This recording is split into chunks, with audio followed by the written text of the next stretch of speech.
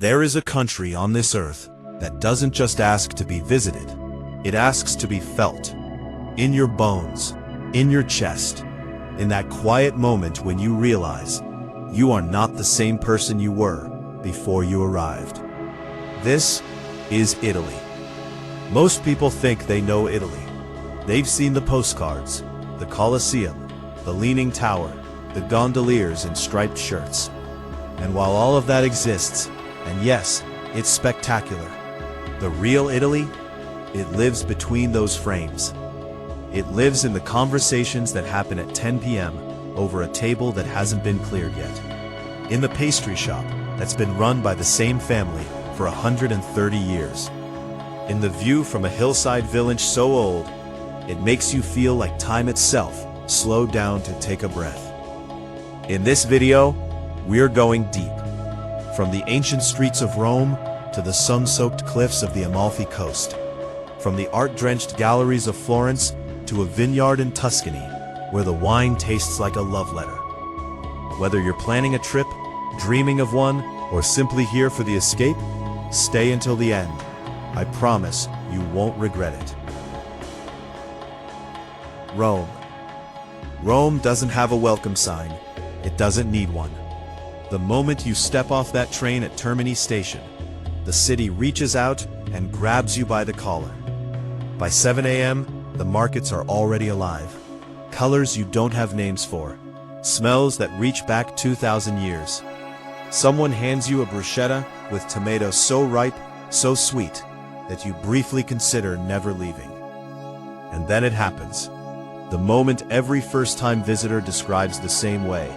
You turn a corner, an ordinary corner, down an ordinary alley, and something impossible appears in front of you. It happens in Rome constantly. Around every corner, history ambushes you. The Pantheon, nearly 2,000 years old, still standing, still breathing. That hole in the ceiling, the oculus. It's the oldest working concrete dome in the world. And on rainy days, the rain falls straight through and drains through holes in the floor that have been doing their job since 125 AD. Rome wasn't built in a day, but you could fall in love with it in one.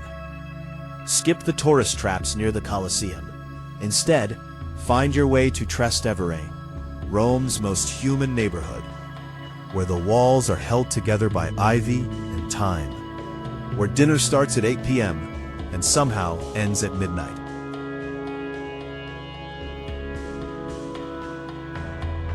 Florence is the city that reminds you art isn't a hobby, it's a survival instinct. In the 15th century, this city was the center of the known universe. Michelangelo walked these streets.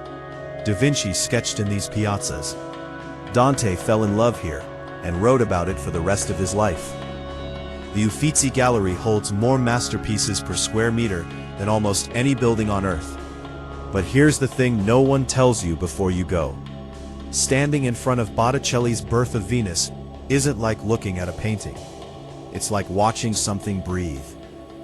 Climb to the top of the Duomo, all 463 steps of it. Your legs will hate you. Your lungs will question your choices.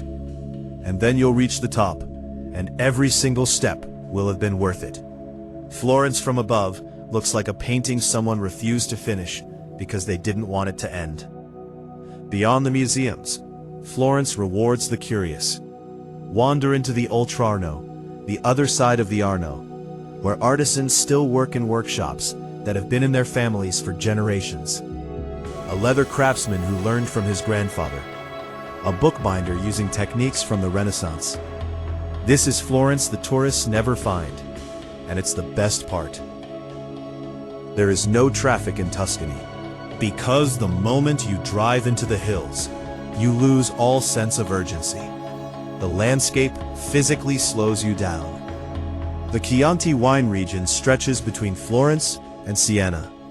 Rolling hills covered in vines that have been producing wine since the Etruscans. Some of the best meals of your life will happen at a table outside, surrounded by vines, eating food you couldn't name beforehand, but will remember for decades. Siena doesn't rush. That's not negligence, it's philosophy. The Piazza del Campo is shaped like a scallop shell and slopes gently toward the town hall. Sit on the stones at the edge. Order a Negroni from the bar nearby. Watch the city exist. This is one of the most beautiful squares in Europe, and most people miss it because they're too busy driving to the next thing. The Amalfi Coast should not be allowed to exist. It is the kind of beauty that feels almost inconsiderate, like the earth decided to show off and then refused to apologize for it. The road that hugs the coastline is one of the most thrilling drives in the world.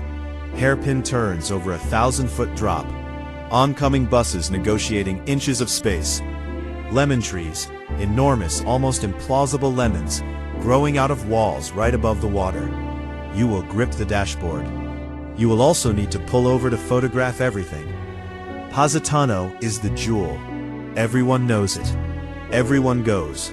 And it's still worth every photograph you've already seen of it. Because photographs cannot capture the smell, bougainvillea, and saltwater and espresso, or the sound of waves hitting the boats in the harbor at 6 a.m. when the village is still asleep and the light is doing something it only does here. But the real magic of the Amalfi Coast lives off the main path. Rent a small boat for the day. The captain will take you to coves that don't appear on any map. Water so clear you can see 20 feet down. Rocks you can jump from. Just the sound of the sea and a cooler of cold Prosecco. That's the day you'll describe to people for years. Venice exists as proof that humans, when sufficiently determined, will build anything, anywhere. An entire city. On water. On wooden stakes driven into a lagoon. In the 5th century. That is still standing. Venice is also one of the most photographed places on Earth, which means you need to be strategic. Because there are two Venices, the one that tourists see, and the one that exists the moment you walk away from the crowds. Put your phone away, turn off Google Maps, and get lost, on purpose. In Venice, getting lost is the destination. The streets don't go where they promise. Bridges appear where walls should be. Dead ends reveal the most beautiful canal you've ever seen. In the Cannaregio district, the old Jewish ghetto, one of the oldest in the world, you'll find a Venice that feels like it belongs to actual people. Residents hanging laundry, a fruit stall, an aperitivo bar with locals arguing about football. This is the city underneath the city. This is the one worth finding. At sunset, walk to the Zattere waterfront on the southern edge of the city. Buy an Aperol spritz, sit on the steps, watch the light go down over the lagoon. The water turns colors that painters have been trying to capture for 500 years. Not one of them has fully succeeded. Before we get to the ending, I have to ask, which part of Italy is calling your name? Are you a Rome person, a Tuscany soul, or are you already booking flights to the Amalfi Coast based on what you just watched? Drop it in the comments below. I genuinely want to know. And if you've already been to Italy, tell me the one thing you wish someone had warned you about. The good, the bad, the I ate so much I needed a second vacation to recover, all of it welcome. And if this video is making you feel something, hit that like button. It costs nothing, and it means more than you know. Subscribe if you want to keep traveling the world from your screen. There's a lot more coming. Italy is not a country you visit.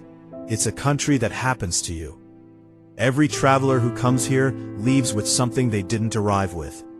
Some leave with a recipe they learned from a stranger's kitchen. Some leave with a word in Italian that has no translation, like abbiacco, the drowsy feeling after a large meal. Some leave with a photograph that never quite captures it. And some leave with a question, a quiet, persistent question. What if I just stayed? Wherever you are right now, in whatever room, in whatever city, I hope this gave you something. A few minutes of beauty, a little wanderlust, maybe the nudge you needed to finally book the trip. Italy is waiting. It has been waiting for a very, very long time. It is patient like that. If you're already thinking about your next destination, I've got you covered. Check out the videos on screen now. Subscribe so you never miss a journey. And until next time, travel far, eat well, and stay curious.